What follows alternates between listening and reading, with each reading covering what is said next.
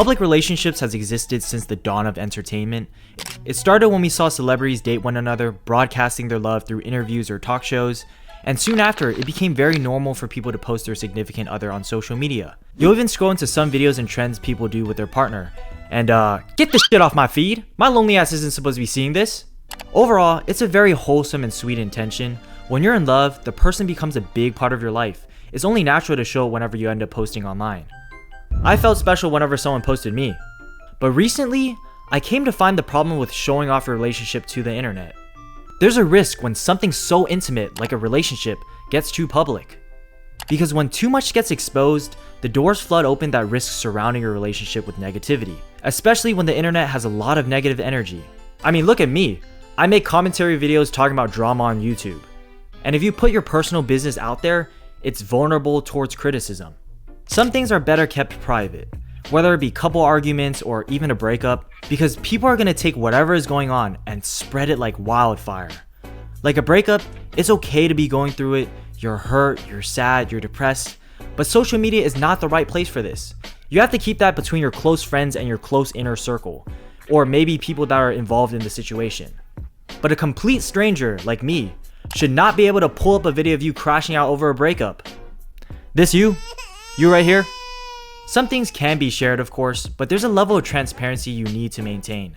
And I've compiled a few examples of public relationships that got a little too public, starting with Sarah Kim. Sarah Kim is a lifestyle influencer on TikTok who documents her life on cooking, her job, her family, and of course, her husband. And with the type of content she puts out, podcast clips have been going viral about her husband Andrew, where he's shown as an unemployed, pathetic loser. For context, Sarah works 2 jobs. A 9-to-5 corporate job while being a content creator. She commutes 2 hours for work while pregnant. Meanwhile, Andrew is unemployed, doesn't cook or clean. He keeps his wife up all night because he plays video games, and he even missed the baby's first ultrasound because he was at a boys' trip. Also, he's a pastor who makes fun of his wife. There's this person who lives in my house, and she cackles every time I'm speaking in Korean, right? What kind of cruel person does this? And obviously, with that information, this guy's a terrible husband. This guy provides nothing for the family and is in fact leeching off it, while his pregnant wife is paying and providing for everything. He definitely gets pegged in the bedroom. He is not wearing the pants in this household. So news spreads and hateful comments are thrown bashing at Andrew, and eventually, Sarah makes a response. I took this past week to unplug because my top priority is to protect the peace and the health of my family. Andrew and I, from the very beginning, we have committed to being there for each other and supporting each other through anything and everything. I've had long periods of time where I didn't have a job. Andrew was the one who had fully supported us through that. And so in the season where Andrew's in between jobs, I am more than happy to stand by him. She starts to debunk a lot of the misinformation that was spread.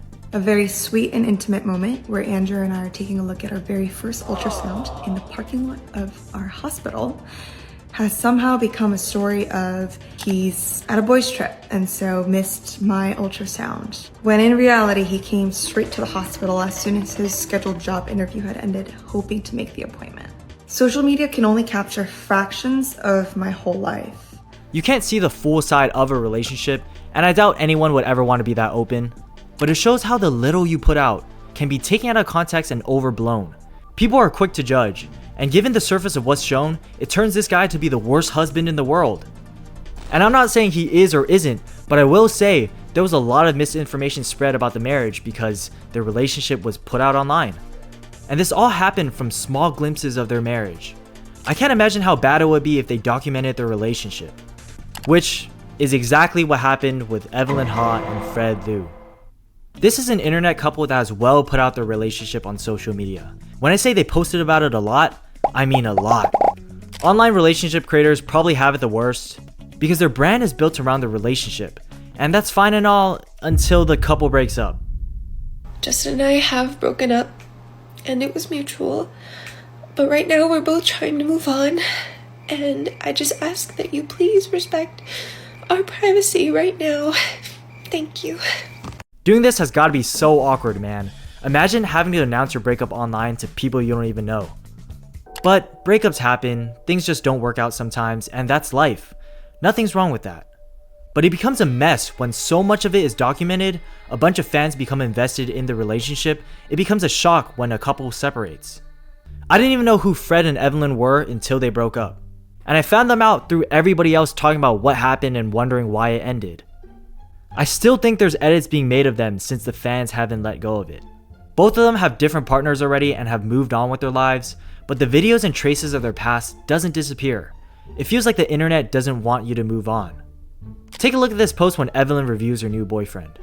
I don't know who this guy is, but he must get haunted by her past public relationship. Look at the comments. Oh, yikes. Now we know why he's a mystery man. Who wants Fred back? Nah, she fumbled, cause what the hell is that? Nah, if I were him, I'm crashing out. Even though Evelyn and I aren't together anymore, there is no bad blood between us, and we have nothing but respect for each other. Luckily, the breakup stayed relatively private. There's only speculation and rumors that haven't been confirmed, and I think it's great that it was kept that way. Because if a breakup turns to full-blown internet drama, you'll get a disaster like the Arcade Craniacs situation. Now, if you didn't know, Arcade Craniacs was a YouTube channel that was popular around 2020 for 3 a.m. videos. Yo, what is up, you guys? Right now we're at McDonald's and it is currently 3 in the morning, and we just found out when you come to McDonald's at 3 in the morning, you could order the Among Us Happy Meal. It's pretty harmless content that was meant for children, but somehow the downfall of their channel had nothing to do with their content. It was because of their relationship.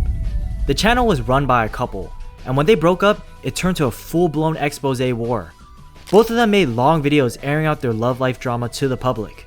The audience never signed up for that. They came for goofy Chuck E. Cheese videos, not a messy breakup saga.